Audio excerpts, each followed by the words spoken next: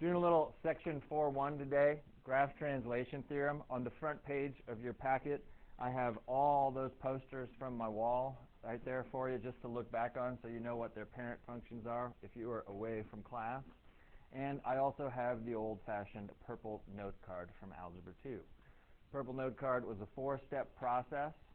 The first thing we look for to see if it gets reflected over the x-axis or not. And in any generic function, realize this function right here on the purple note card is generic. You look at the number in front of the grouping symbol. It could be a parenthesis, it could be an absolute value bar, any kind of grouping symbol. To see if it gets reflected over the x-axis, you look at that. If a is positive, it does not get reflected over the x-axis. If a is a negative number, it does get reflected. The second thing to look for is a translation. That's this number and this number, HK. But notice in your formula, whatever grouping symbol you have, be it brackets or bars or whatever, it's the opposite of what you think right here, because that says minus h, and what you see is what you get right there for your k. This is left or right, because it affects x. This is up or down, because it affects y. Dilation, it could get vertically stretched, vertically compressed, horizontally compressed, or horizontally stretched. 4 things. To see anything vertical, it's about a, right here. If a is bigger than 1, it gets vertically stretched. If a is between 0 and 1, it gets vertically compressed.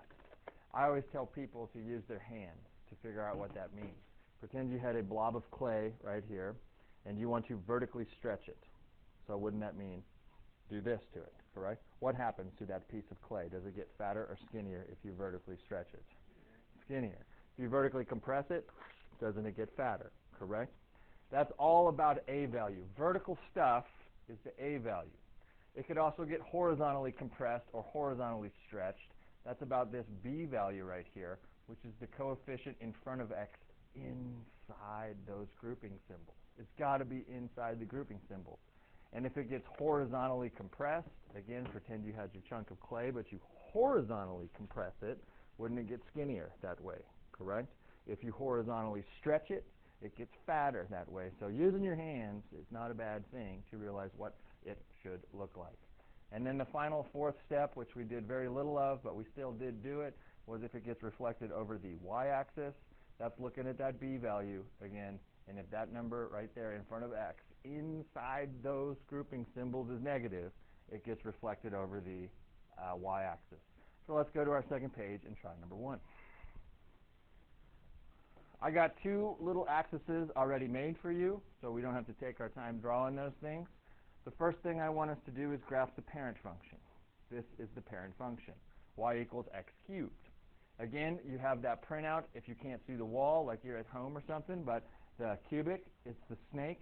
Doesn't he look like this as a parent function? Groovy? Then we go through a 4-step process. So, step 1, 2, 3, 4. Our purple note card, 4-step process. And we look at our new function. They have done something to the function. Cool? So the green thing is what we're looking at now. First thing to check for, did it get reflected over the x-axis? You're looking at the number in front of x, which would be outside of grouping symbols. There are no grouping symbols, so then yes, that number is outside of grouping symbols. Okay? Did it get reflected over the x-axis or not? Yes or no? So then put a dash right there. It didn't happen. That did not get reflected over the x-axis. Translation. Did it go left or right? No. But this happened, correct? Where does that move it? So we'll do a capital T for a translation. Did anything happen for an h value? No. Something happened for a y value. And it's what you see is what you get on that y value thing. It's that k value in there. Then dilation, you look at numbers in front of x, be it in the parentheses or out of the parentheses. Aren't they both 1s either time? Correct? So there was no dilation whatsoever. No size change to it because you took stuff times 1. Right? Kept it the same size. Did it get reflected over the y-axis? You're looking in the parentheses if there is a negative in front of x. Was there a negative in front of x? Didn't happen. Let's make a sketch of this thing. Doesn't this mean that the only thing that happened to this is it got translated where? 5 units where? Up. So that moves, if my pen would ever work, that moves this point. This is the critical point right here. Okay? That moves the point 0, 0 to 0, 5. And we'll label him at 0, 5. And then everything else looks the same. The snake still goes that way, and the snake still goes that way. All that happened to that is it got translated 5 units up. On the test and on your homework quiz, it will ask you to write this in a complete sentence. I would just like to do that once, and then I don't feel like writing 9 sentences today. So here's what the sentence would be. The graph of, who was our parent function in this particular case? Y equals x cubed. Right? Here's our parent function. Like, what happened to him? Then we interpret these 4 steps into language. If it got reflected over the x-axis, we would write down, got reflected over the x-axis, but that didn't happen. It did get translated, correct? So the graph of y equals x cubed got translated. Where? Yeah, we won't say 0 units right, because that's ridiculous to say. We'll just say 5 units up. And then we'd read on. If there was some sort of dilation, we would say, and vertically compressed, or vertically stretched, or horizontally stretched, or horizontally compressed, but none of that happened. If it got reflected over the y-axis, we'd write that also. But this is the only thing that happened. So there's our sentence right there. Okay? And we will do the sentences out loud on the rest of these problems. We just won't write them down, if that's all right with you. Cool? Next, sketch me the parent function. Y equals the square root of x. You can use the wall, right? Or if you can use your front sheet. Or you could use your graphing calculator if you didn't know. If it was something that was not on there, you have your calculator, you type it in and see what it looks like. Doesn't he look like this? Correct? See it on the wall, the square root function? Now, 4 steps. 1, 2, 3, 4. Don't forget, a radical is a grouping symbol, right? It's in the place of these parentheses in my generic function. That's the square root symbol that they have right here. So, number 1, did he get reflected over the x-axis? Look at the number in front of the radical. Did he get reflected over the x-axis, yes or no? Because that's positive. It didn't happen. We down with that? Translation. You'll always put a T because it could still get translated 0, 0. You know, that just means nothing happened. Look for your H value, which is inside the grouping symbols, which is this guy. Isn't that a -4? Since that says negative H, you always do the opposite of that. It will move 4 units to the right. Did it move up or down at all? You're looking for a number in this green box. There is no number in this green box, so there is a 0 there. Cool? Dilations. First you look at the A value.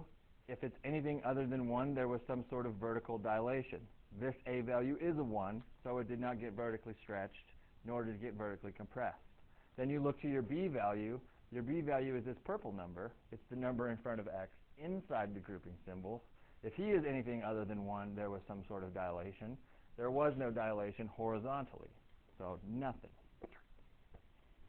Then you look to see if it got reflected over the y-axis. You look at your B value, which is that purple number right there. If he is negative, it got reflected over the y-axis. That didn't happen either. Cool? So let's make a sketch. Where did this thing go? Reading this puppy. Didn't flip over, right? Moved 4 units to the right, correct? So this point right here, 0, 0, is now over here at 4, 0.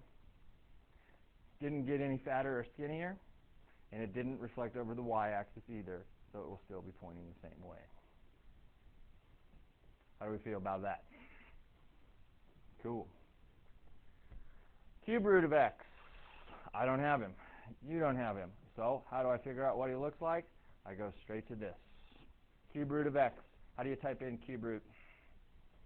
I don't have a cube root button. How do you type in cube root, even though I do have x to the 1/3 power?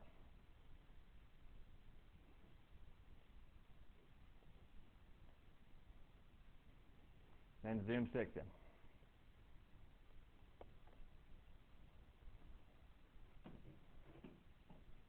And he looks like a snake on its side. Looks like that. 4-step process. Go through it for me. You do all 4 steps after that. Pause the video, give that a try for yourself. What we have figured out is there was no reflection over the x-axis because the number in front of the brackets was 1, positive, excuse me. The translation was 2 units left and 1 unit down. There was no compression vertically or horizontally, and there was no reflection over the y-axis. So all we have to do is move this critical place of 0, 0, 2 units where? 2 units left and 1 unit down, and then make your sketch. Oops, my bad, the same way. I know it's hard to make those snakes. Just try to make them look about the same. Because it didn't get fatter or skinnier, and it didn't get any of that crazy flipped over either. Next one. Y equals absolute value of x. Parent function. You've done a bunch of those in the past. Doesn't even look like that. Let's 4-step him.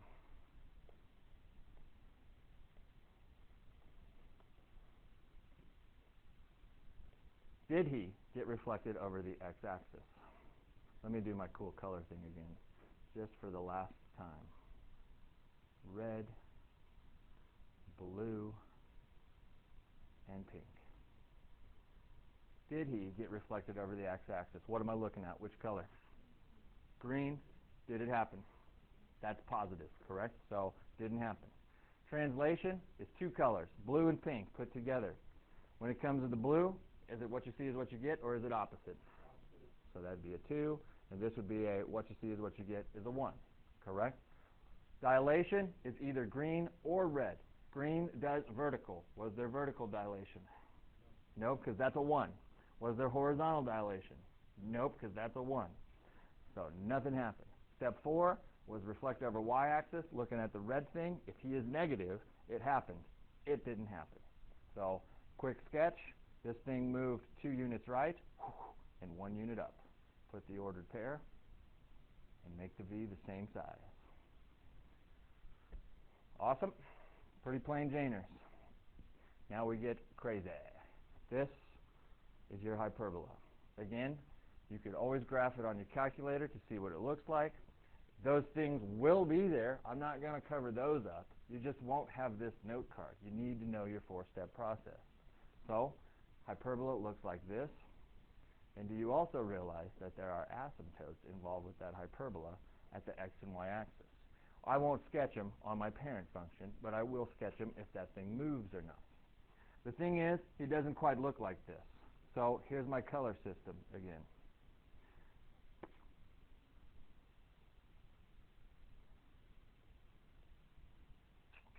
That was red, and this is pink. Okay? To see if this thing gets reflected over the x-axis, we are looking at the green number. That's the dude upstairs, correct? Is he negative? Yes or no? Nope. So 1, 2, 3, 4. This controls your reflect over x. Didn't happen. If he was a negative number, we'd deal with it. Okay? That's your A value right there. Number 2, we're looking for a translation. We look to the blue if they add or subtract anything to x on this one. Did they add or subtract anything to him? So my translation didn't happen here. And then we look to the pink number. It moves 3 units down. Right? It did not move right or left because they didn't do anything to x in the grouping symbols. And realize, boom, the fraction bar is the grouping symbol right there. Like it separates it into 2 groups. Okay. Then you look for dilation. Again, to see if it got vertically stretched, you look at your A value, which is the green one. It's a 1. Nothing happened to him. Then you look horizontally, you look at your red number, the number in front of x inside the grouping symbols. It's a 1. Nothing happened to him. Then you see if it got reflected over the y-axis, looking at red number, seeing if he is negative. Didn't happen. So let's make a sketch. The 0, 0, which is not even a part of the graph at all, right? There's asymptotes there. It moved 3 units down, though, correct? So what I'm going to do is I'm going to move that entire, let me put this here for you. This asymptote right here, doesn't it move 3 units down completely? So 3 units down. And I'm going to put y equals negative 3 right there to make that an accurate sketch. Does this vertical asymptote move at all? Did this thing move right or left at all? So the vertical asymptote is still there, right? When you're talking about translating right or left or up or down, your asymptotes are going to move with it, right? So since this did not move right at all, this asymptote did not move right or left at all. Since it moved down 3, that asymptote is going to move down 3. Nothing else happened to your branches. There was no stretching, no compressing, no flipping, no nothing. So the branches are still in the same place, and you just draw the same thing with respect to your asymptotes right there. It got moved 3 units down. And again, to double check to see if you did it right, you could always punch this in your graphing calculator.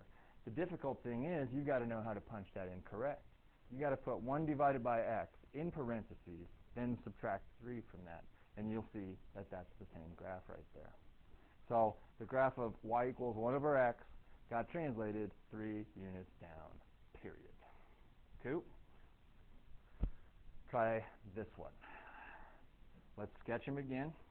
Same dude, 1 over x. But now get my color system going again.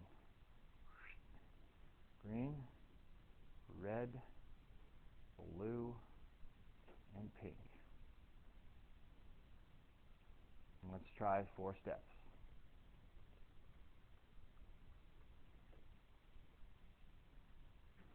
The first thing we look for is to see if it gets reflected over the x-axis. Which color thing do I look at to see if it got reflected over the x-axis? Green is correct. But you are only looking to see if that is a negative number. Is he a negative number? No. So it does not get reflected over the x-axis. Translation. Blue, pink. Correct? Blue, pink. Same concept. Since that says -1, where is he really moving? +1. Pink, no number there, so he's a 0. That is probably what you are the most comfortable with, is the translation part. We good with that? Now this dilation stuff. Vertically is about the A value, which is the green thing, correct? Is it 1? No. So it is bigger than 1, correct? What happened to it? It got vertically stretched. In this 4-step process, you can abbreviate all you want.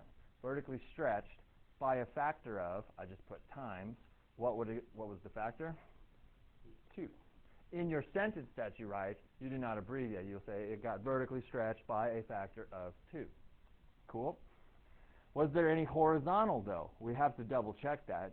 And we're not that mean to you to make it happen both ways. You know, if it gets vertically stretched, we're probably not going to horizontally stretch it at the same time.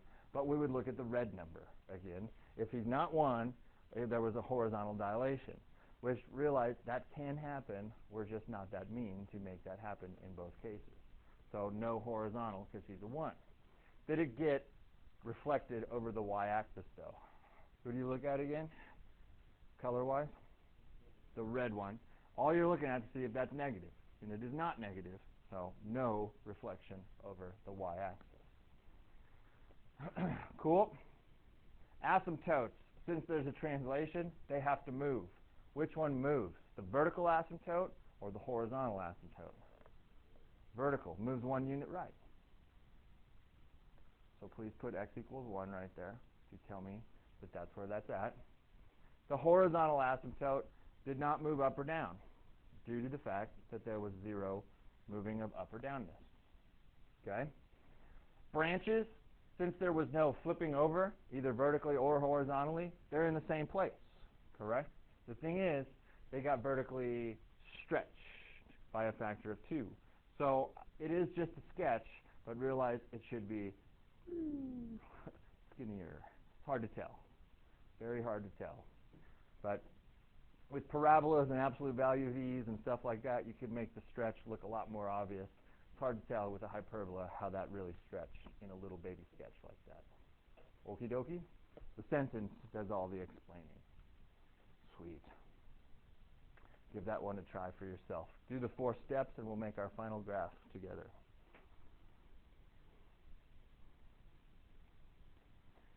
He does get reflected over the x-axis, correct? I write this, reflect over x. You know, I don't know what your Algebra 2 teacher taught you, but that R stands for reflection in geometry. Got reflected over the x-axis. What's it mean is going to happen to my parabola? Flip open down, right? Step 2, translate -3, -5, correct? Dilation. Green thing, it happened, correct? That number is between 0 and 1. Stretched or compressed, what does it sound like to you? Compressed between 0 and 1 by a factor of 1/4, not -1/4. No horizontal craziness, that's a 1. No reflecting over the y-axis, that's a 1. So what's he look like? First, you move the point 0, 0. It went from 0, 0 to -3, -5, correct? So I'll put him there, and I'll label him. Then, the other thing that happened is it should open down, correct? And it gets vertically compressed, fatter or skinnier? Fatter. So whatever size you made that one, make him fatter. It really got 4 times fatter, but it's just a sketch. It got vertically compressed by a factor of 1/4. Means he's a fatter parabola because it got vertically compressed.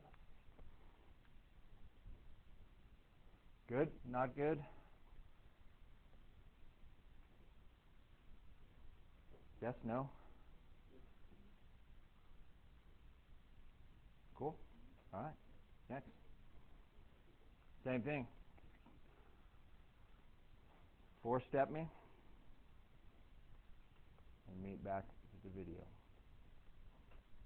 He did get reflected over the x-axis. The green number is negative. Got translated 5 units left and 4 units up. Cool? When it comes to this vertical stretch, that's the green number. He is not 1. He is a 2, right? You're thinking of just the 2, not the -2. 2 is bigger than 1. So that's why it got vertically stretched by a factor of 2. There was no horizontal stretching or compressing because that number is a 1, even though it's negative. You never look at his sign. That's why this says please look at the absolute value of those A values and B values. Look at just the number. He is still a 1. But what the negative did do was reflected over the y-axis. Okay? So making a sketch is not as easy. You got to go through the kind of process. First, the point 0, 0 moves to -5, 4. Awesome? You down with that? But then something also happens. Doesn't it get reflected over the y-axis? So where does this guy move to? Over here. To where? That's 5, 4. So you have to put -5, 4 first before you can reflect him over the y-axis. Cool? How does he open? Up or down? Down. And he got vertically stretched by a factor of 2, fatter or skinnier? Skinnier than before. So first you move the translation, then you realize, did you have to reflect it over the y-axis also? And we did. Then you go with how it opened, and then you do the vertical stretching. That's how I sketch it. What really happens is this happens first, this happens second, this happens third, and this happens fourth. That's why we do it in that order, and the picture will end up looking the same. But I like to move those things first. Okay? Now they give us the words. We'll write the equation. Okay? So suppose the graph of y equals x to the 3 halves is shifted. So this is our parent function right here. We got to do all this stuff to it. So I will start with y equals, and I just kind of leave myself space because they type this stuff in any order that they want it to happen, right? So I kind of am a highlighter guy. It got shifted to the left 4 units. So doesn't that mean that in the parentheses I will have an x, and if it got shifted to the left 4 units, what would I write? +4 or -4? Opposite of what you think in there, right? +4. I already know there's going to be a 3/2 power on there also. That's from my parent function. You're good with that? So I've dealt with him. If you even like to cross it out that you've done it, you know, I've dealt with him. Moved up 6 units. Pretty simple. That's a +6 right there. Right? Up 6 units. Vertically compressed by a factor of 1/3. Question for you. Does that go in the red zone or in the green zone if it got vertically compressed? Green zone, right? And you just put that 1/3 right there. So I did that. And it also got reflected over the x-axis. Does that go in the first spot here or the second spot there? Because all I have to do is make it negative. Where does it go, first or second spot? First spot. Done with that bad boy. Then I kind of read through it again just to make sure I've done all the things that they told me. Or I scratch those things out. And the thing to really check for is if you have that. That's the missing ingredient. You know, it's like, oh crap, I forgot the 3/2 power part. Let's try the next one. Start with y equals. I'm going to leave a space for my a value stuff. I know it's a square root function, so I got the square root of. I'm going to even leave a little space in case I need to do some b value stuff. So that was my parent function. It got stretched by a factor of 3. If they don't tell you what kind of stretch, we will do a vertical stretch. Okay, so that would be right here. Right? If they would literally say horizontally stretched if they wanted it. Reflected over the y-axis. Doesn't that go in the symbol, right? So got him. Shifted 7 units up. Pump outside the grouping symbol. Make sure that doesn't look like it's underneath your radical at all. And 5 units to the right, -5 inside the symbol. Cool? One little ingredient at a time.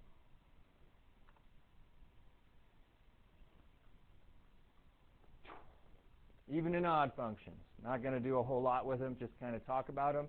An even function has got symmetry with the y-axis. This means it has reflection symmetry over the y-axis. That is, f of negative x equals f of x.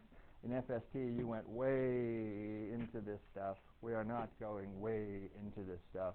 We are just making some sketches. So let's make a few example sketches of stuff that are even. They're supposed to have symmetry to the y-axis. Would you believe that a basic parabola has symmetry with the y-axis? Right? Would you believe that your absolute value v has symmetry with the y-axis? If I could get my words out today. Would you believe that something like an inverse square, which I know you don't graph a lot of them, but you can see them on the board up there, that has symmetry with the y-axis? I don't know why I keep saying respect. It's got symmetry with respect to the y-axis. I must have a little Aretha Franklin in me today. Cool? And those are not the only ones. Those are just examples. You get the concept of what symmetry with the y-axis is. Odd if it has rotational symmetry of 180 degrees around the origin. So a simple graph, your basic line. And then I'll show you what I mean. Let me get rid of that circle. Your basic line. So check this out. If I took this line and rotated it 180 degrees around the y-axis, half a turn, right? That's a full turn, but half a turn. Getting the idea? No, that's a half a turn, right? Because this guy started here and he ended up over there. That's a half turn, correct? Isn't that the exact same thing, right? It's weird when you're 2 inches away from it. It's like, how far did I move it? How about the snake? The snake. If you took it and turned it 180 degrees, wouldn't you get the exact same thing back again, right? And then even your hyperbola. It's got rotational symmetry of 180 degrees around the origin. If I took it and just did a half turn on it, it's giving me the exact same thing. So those are examples of odd functions right there. They have rotational symmetry through the origin. So those are your definitions. Even, symmetric to the y-axis. Odd, rotational symmetry to the origin. Graphs could have symmetry with respect to the x and y-axis also, but it could be to the x-axis. These graphs would not be functions, though, because they wouldn't pass the VLT. Anybody remember if we graphed that, what shape it would look like? X squared plus y squared equals 9, where both the x is squared and the y is squared. You only did just a little bit of it in geometry class. That's your circle, to where it's x squared plus y squared equals basically your radius squared right here. So this is the radius squared. What is the radius then? 3. So a little sketch of it. You would make a circle. 3, -3, -3, 3, right there. The real equation of a circle is x minus h quantity squared plus y minus k quantity squared equals r squared, where h and k is the center of your circle right there. But notice where the center of our circle is right here. Isn't it at 0, 0? No fear. That's our next lesson, is to learn circles next class period. But that's your circle with radius 3. Do you see that it's not a function? Because it doesn't pass the vertical line test. But doesn't it have symmetry with the x-axis also? So, boom, let's get started. It says determine whether the graph of the given equation is symmetric with x, symmetric with y, has rotational symmetry, or has neither, any of those. Just make a sketch of them, and then we'll answer the question. If you don't know how to make the sketch, you can punch this in your graphing calculator.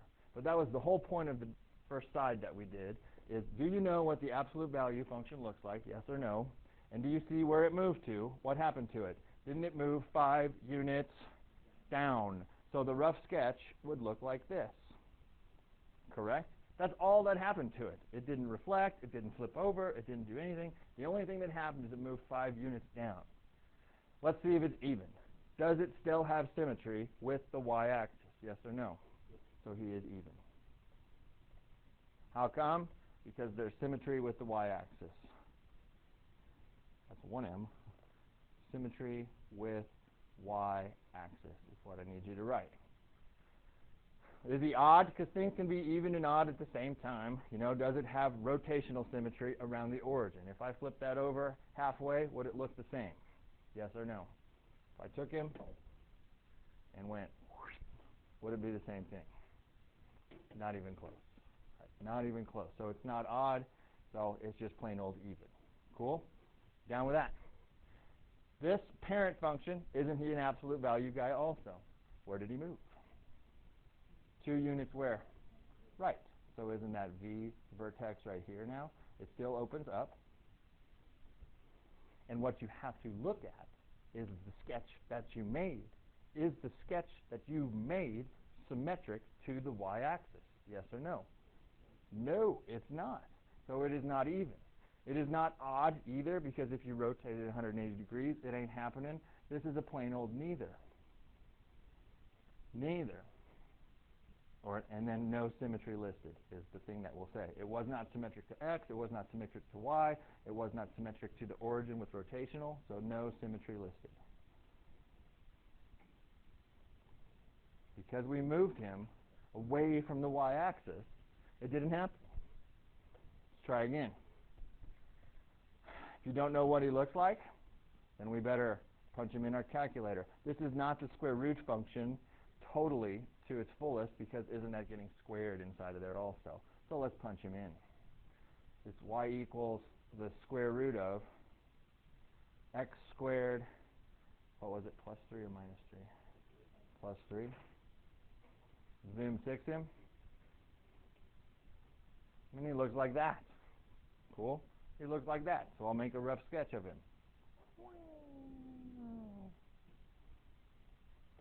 Let's see if he's even.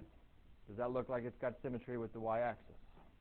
I believe so also. So symmetry with y-axis is even. He is not odd due to the fact that it doesn't have rotational symmetry, and he does not have symmetry with the x-axis.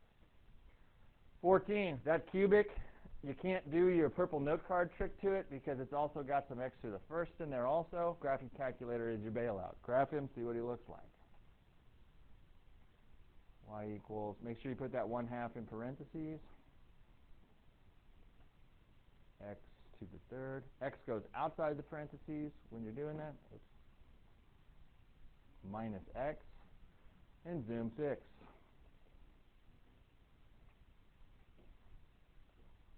And it's tough to see if you wanted to zoom in a little further, but it looks like this.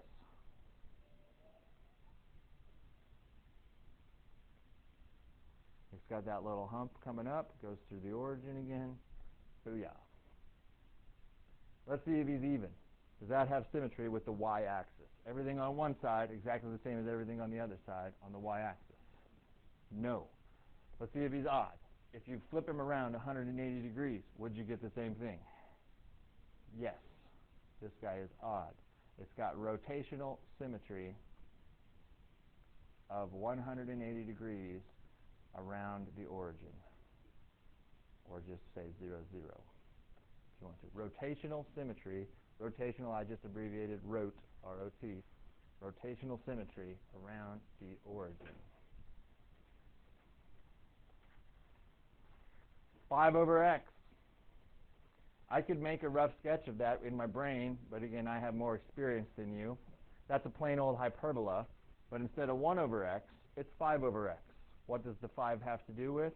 Did it get vertically stretched or horizontally stretched or whatever? Vertically stretched by a factor of 5. That's still just going to keep him looking like this. Again, you could always graph that if you didn't want to. It didn't move the asymptotes at all because there was no translation whatsoever. It was just a stretching. Cool? So, even. Does he reflect over the y-axis? No way. Odd. Does he have rotational symmetry around that origin? If I took him and flipped him 180 degrees, would it fall back on top of itself? Yes. So this is odd. It's got rotational symmetry of 180 degrees around 0, 0. You have to put all that because you can have rotational symmetry of 90 degrees, you can have rotational symmetry of 270 degrees, all that stuff. So that's what makes it odd. Make me a sketch of number 16. Use your calculator. Make me a sketch of that puppy.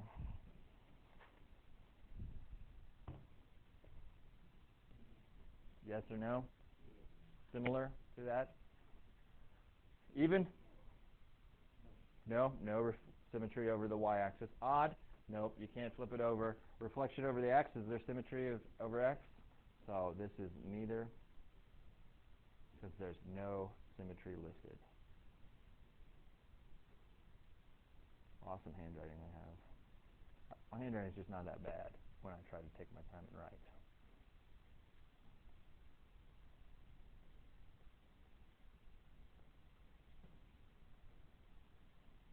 It just takes too long to write on this thing.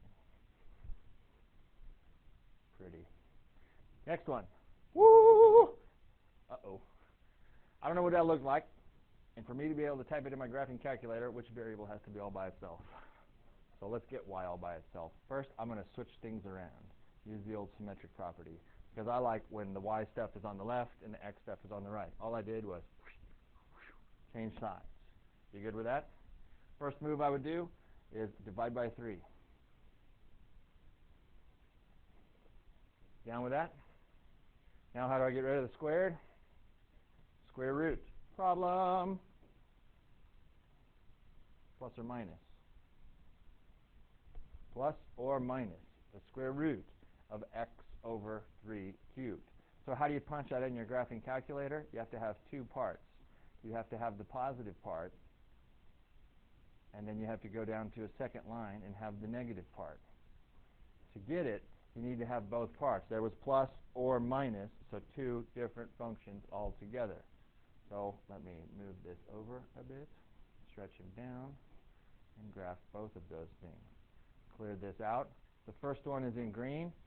The square root of, make sure you put all that stuff in the parentheses that are provided. Oops, not minus 3, but divided by 3. The second one, you put the negative symbol in front of the square root bracket and do x divided by 3. Then it'll graph them as the 2 different pieces. There's y1 right there. There's y2 right there. There's your sideways parabola that you've seen before, but you never graphed on the calculator. Looks like so. Too well? Is it even? Does it have symmetry with the y-axis? No. Is it odd? No. It is not a function, is what we write. Why isn't it a function? It doesn't pass the vertical line test. But it still has symmetry. What kind of symmetry does it have? Symmetry with which axis? symmetry with x-axis. Awesome. Just because it has symmetry, still it doesn't have to be a function. Last guy, that's a circle. You got an x squared and you got a y squared. This is your radius squared also. What is your radius then? So making a sketch, pretty simple. 4, negative 4, negative 4, 4. Does he have symmetry with the with the y-axis? Yes or no? Yes. So he's symmetry with y-axis. Does he have rotational symmetry of 180 degrees around the origin?